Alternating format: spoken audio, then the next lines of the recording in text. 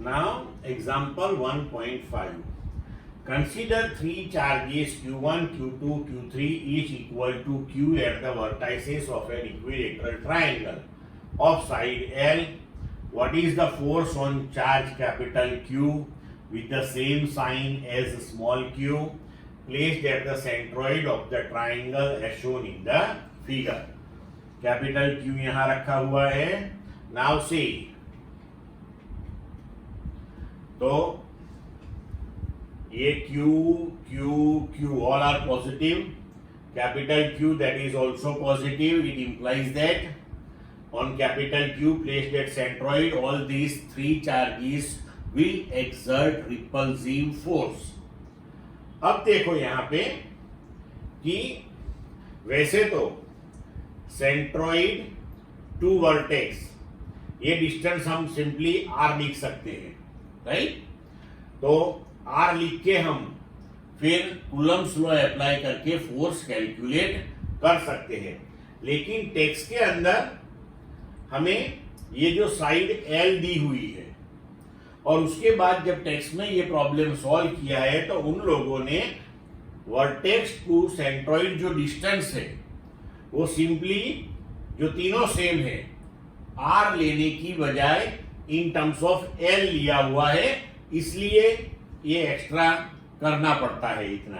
तो देखो यहाँ पे कि मानो कि हम यहाँ cos 30 ले ले तो cos 30 that is adjacent AD upon hypotenuse AB.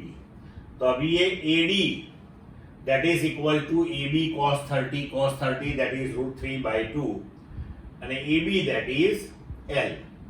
अब AO तो ये जो नॉर्मल बाइसेक्टर है in terms of that we can write the distance of centroid from vertex that is 2/3 of AD.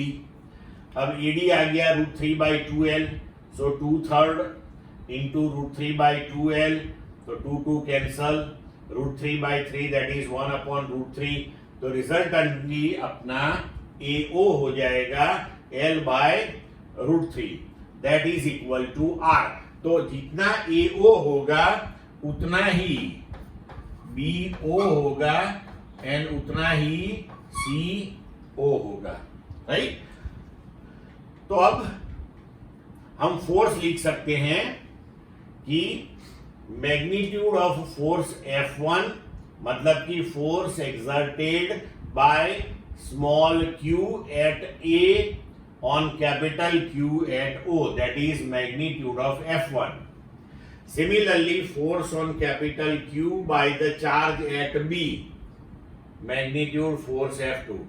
Similarly, charge Q3 at vertex C, उसका force capital Q पे F3.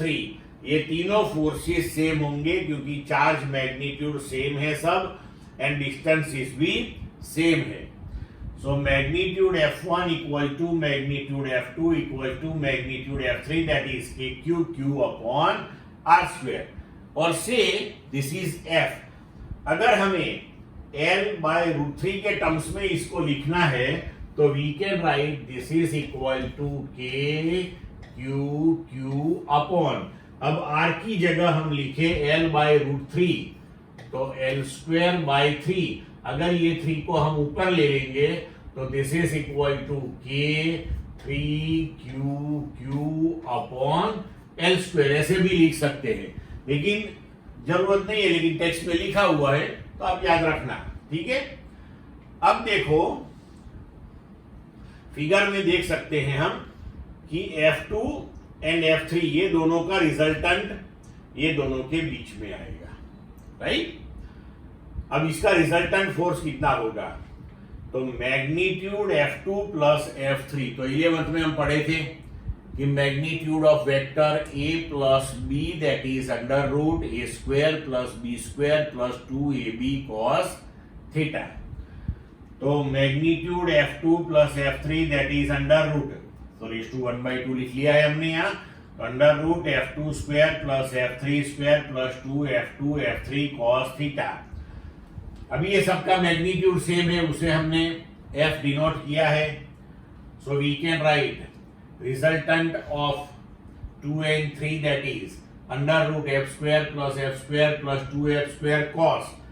अब figure से हम कह सकते हैं कि angle between f2 and f3 that is equal to 120. So cos 120 that is minus 1/2. अब ये 2 कैंसल हो जाएगा, ठीक है.